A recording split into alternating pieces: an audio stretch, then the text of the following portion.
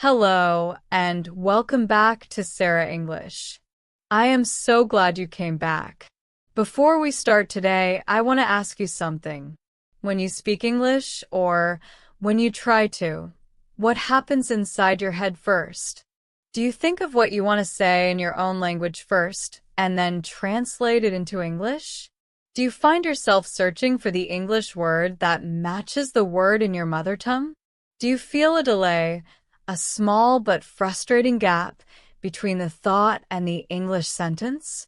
If you said yes to any of those questions, then today's episode is going to change something important for you. Because what I am going to talk about today is one of the most powerful shifts any English learner can make. It is not about grammar. It is not about vocabulary. It is not about pronunciation. It is about something that happens before any of those things, inside your own mind, in the space between a thought and the words you use to express it. Today we are talking about how to think in English and how to stop translating in your head, because that translation, that constant back and forth between your language and English, is one of the main things keeping your English slow, unnatural, and exhausting. Let us begin.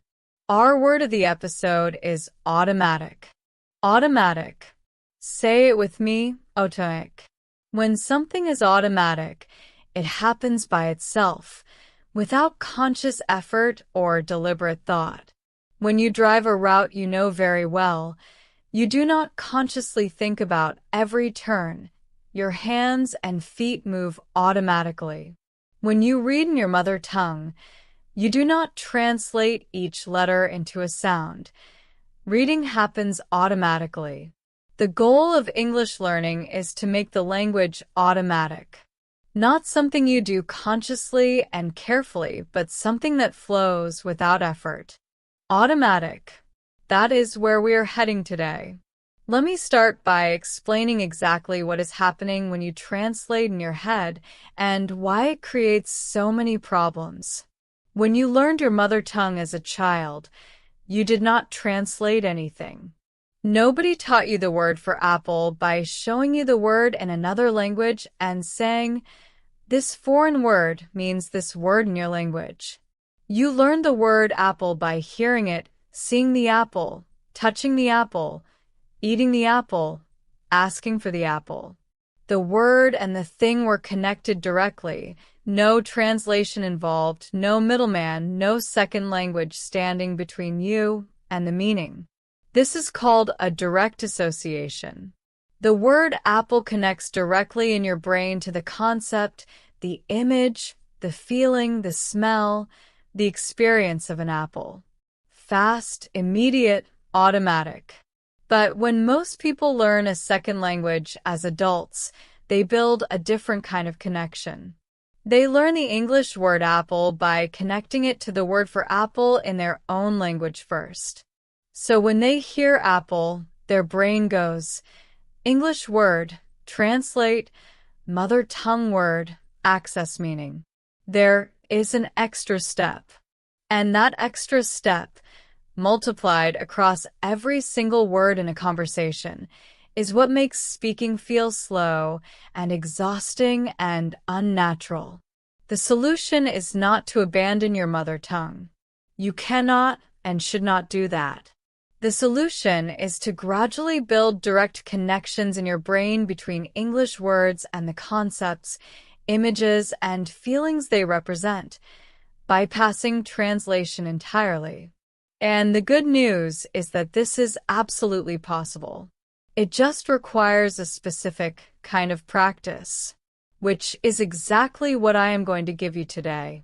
Here is a vocabulary word. The word is association. Association. It means a mental connection between two things, when one thing makes you think of another. Your brain works entirely through associations. Every word you know, in any language, is connected in your brain to images, feelings, memories, sounds, and other words. Building strong direct associations between English words and their meanings, without going through your mother tongue, is the core of thinking in English. Association. Step 1. Start labeling your world in English. This is the first and simplest practice. And it works for a very specific reason. It builds direct connections between English words and real things in your environment, not translations. Here is what you do. Starting today, when you look at objects around you, your cup, your window, the street outside, the food on your plate, the clothes you are wearing, say the English word for them in your head.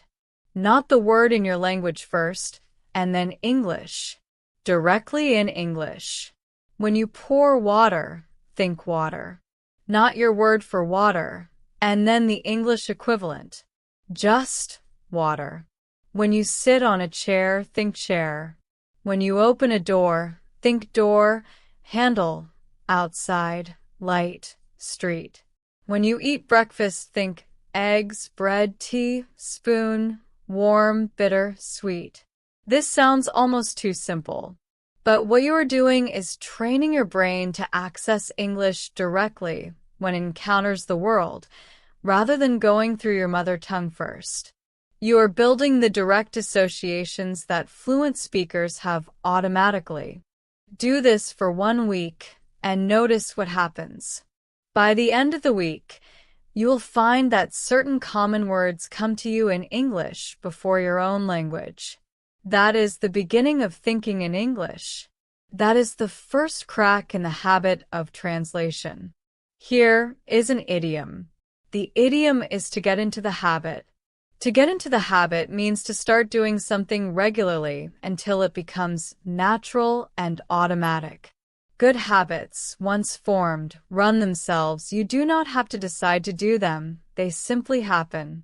The practices I am going to share with you today are all about getting into habits. Small, daily habits that rewire the way your brain processes English. To get into the habit. Step 2. Think in English sentences about simple, everyday things. Once you are labeling objects in English, the next step is to make simple sentences about what is happening around you, in your head, silently, as you go through your day. This is called an internal monologue in English, and it is one of the most powerful tools for thinking in English that exists. Here is how it works. As you go through your day, narrate what you are doing in English inside your head. Very simple sentences. Very ordinary observations. I am making tea. The water is hot. I need to find my keys. It is cold today. I am tired. I need to reply to that message. This food is good. I should sleep earlier tonight. These are not complicated sentences. They are the sentences of a normal human day. But every time you think them in English instead of your own language, you're doing something very important. You are practicing English at the speed of thought. You are not stopping, looking up words, constructing grammar. You are producing English in real time, for real reasons at the pace that real communication requires. Most learners never practice at this speed. They practice slowly, reading carefully, writing with time to edit, listening to simplified audio. But real conversation happens at the speed of thought. And the only way to prepare for that speed is to practice at that speed. An internal monologue is free, private, available at all times, and incredibly effective. Start small. Do it for 5 minutes a day. Then 10. Then let it become the default, the way your mind runs when it is idle. Vocabulary word. The word is monologue. Monologue. It means a long speech by one person. In theater, a monologue is when a character speaks alone on stage. In your mind, an internal monologue is the stream of thoughts and words that runs continuously inside your head. Most people have a constant internal monologue in their mother tongue, a running commentary on their own experience. The goal is to shift that monologue, at least partially, into English. Monologue. Step 3. Stop using bilingual dictionaries. Use English to English. This is a change that many learners resist. They feel that looking up a word in their own language is faster, clearer, easier. And that is exactly the problem. When you look up an English word in a bilingual dictionary, one that gives you the translation in your own language, you are reinforcing the translation habit. You are telling your brain, this English word is a code for this word in my language. You are adding another link in the chain between English and meaning, your own language sitting in the middle. When you use an English to English dictionary, one that explains words using simpler English, something completely different happens. Your brain has to stay inside English to understand the new word. It builds a connection between the new English word and the English explanation, which contains other words you already know. You are building a network of English connected to English.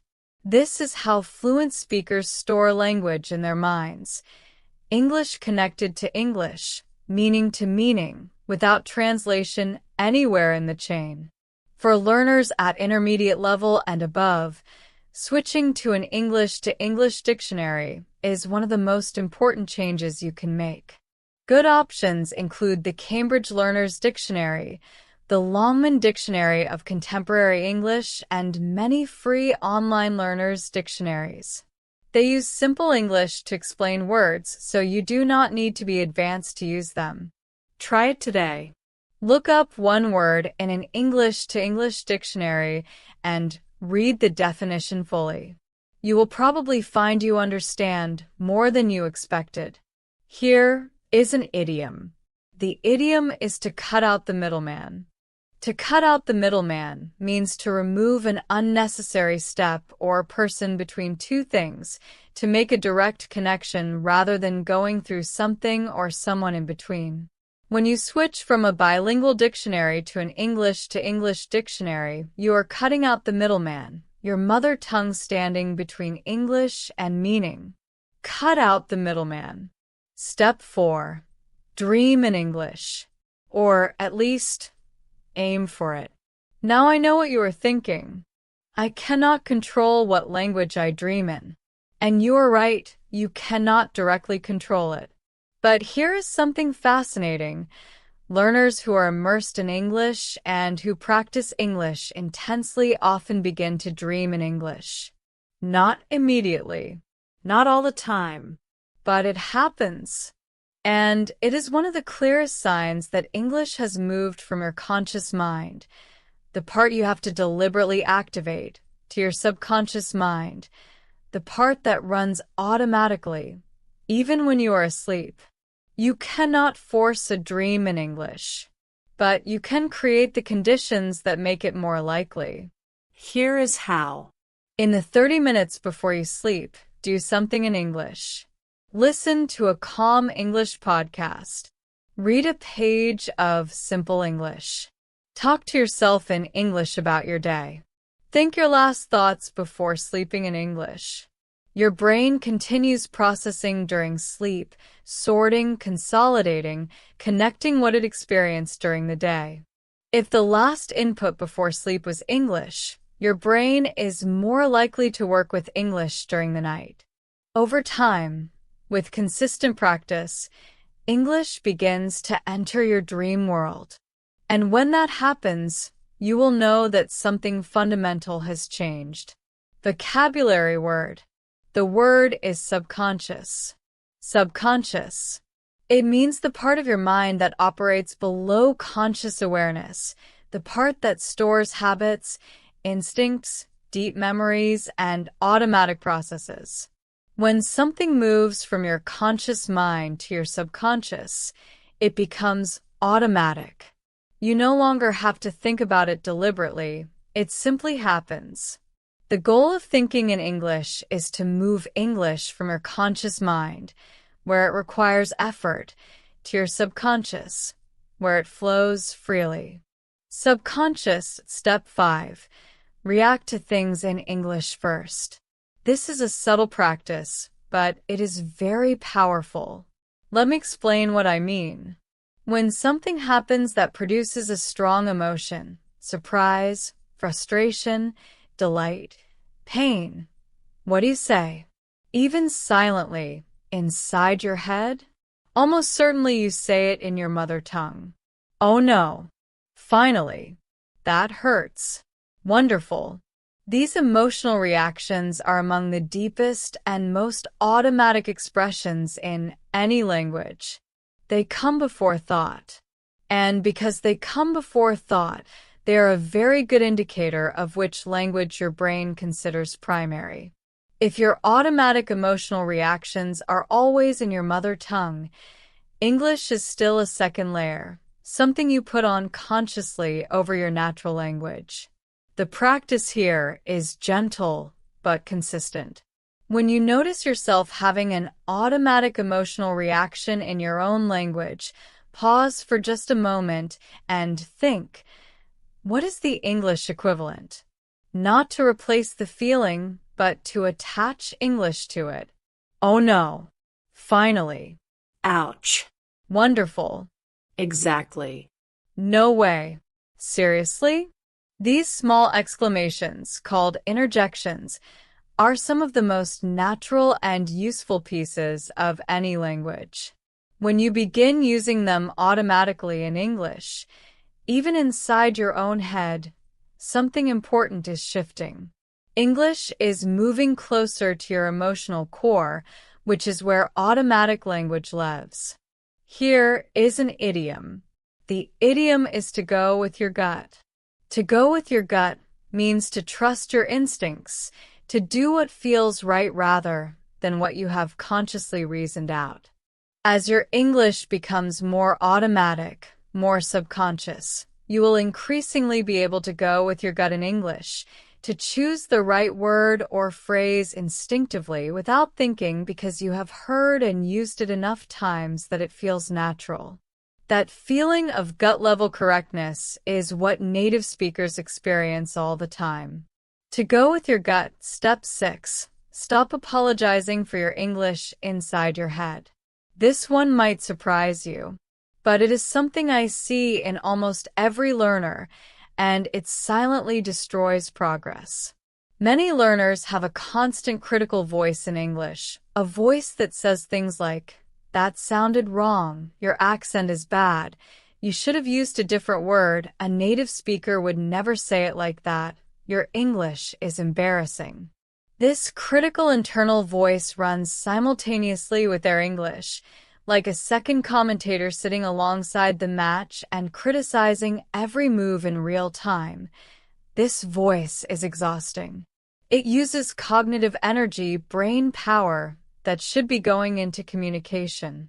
And it creates anxiety that makes speaking harder, not easier. Anxiety literally narrows your vocabulary in real time. When you are anxious, you access fewer words, make more mistakes, and freeze more often. This is a physiological fact, not a personal failing. The practice here is to notice the critical voice. When it speaks, "That sounded wrong, your English is bad," simply acknowledge it and let it pass. Do not argue with it. Do not try to silence it by force. Just observe it and continue speaking. Over time, with practice, the voice becomes quieter. Not because your English became perfect, but because you stopped giving the voice your attention and energy. Be kind to your English. It is doing something extraordinary.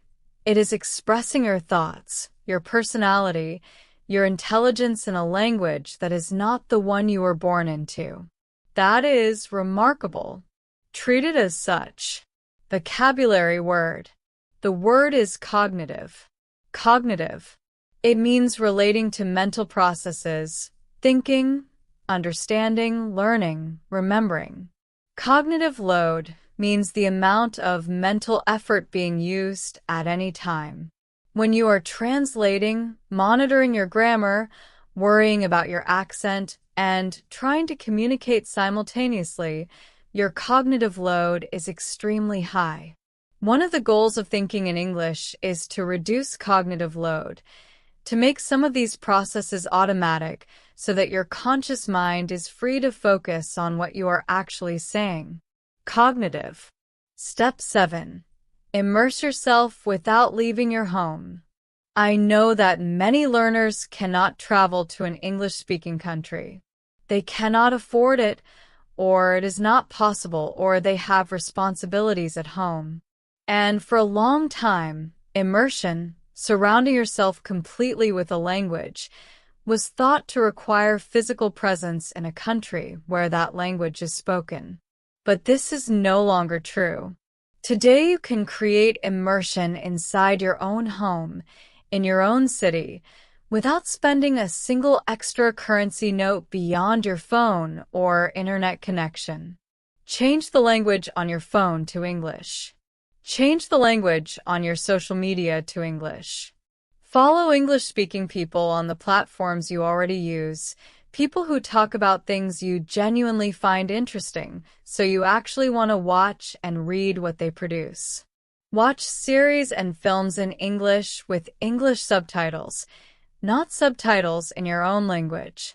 Cook while listening to an English podcast. Exercise while listening to English audio. Go to sleep to the sound of slow English conversation.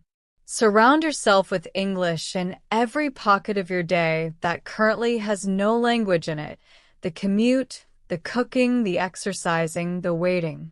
Each of these pockets, filled with English, adds up. Over weeks and months, it creates something very close to the effect of living in an English-speaking environment. Your brain is receiving constant English input and slowly, naturally, begins to default to English more and more often. This is immersion without a plane ticket.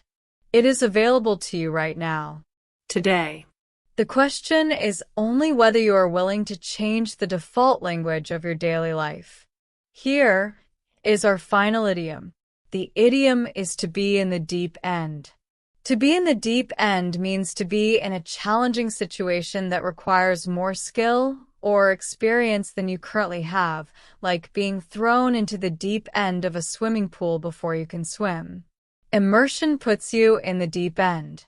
It is uncomfortable. You will not understand everything. You will feel lost sometimes. But the deep end is where the fastest growth happens. Stay in the deep end long enough, and you will learn to swim. To be in the deep end. Let us review everything together. Our word of the episode was automatic, happening without conscious effort, flowing naturally. We learned association, a mental connection between two things, the building block of language in the brain. We learned monologue, a long speech or thought stream from one person, the internal voice in your head. We learned subconscious, the part of the mind below conscious awareness where habits and automatic processes live. We learned cognitive, relating to mental processes like thinking, learning, and remembering. Our idioms were to get into the habit, to cut out the middleman, to go with your gut, to be in the deep end. And our 7 steps for thinking in English were: 1. Label your world in English. Connect English words directly to things, not to translations. 2. Build an internal monologue in English. Narrate your ordinary day inside your head in English. 3. Switch to an English to English dictionary. Cut out the translation middleman completely. 4. Feed your brain English before sleep. Create the conditions for English to enter your subconscious. 5. React to things in English first. Attach English to your emotions, not just your thoughts. 6. Silence your critical inner voice. Protect your cognitive energy for communication, not self-criticism. 7. Create immersion at home. Fill every available pocket of your day with English input.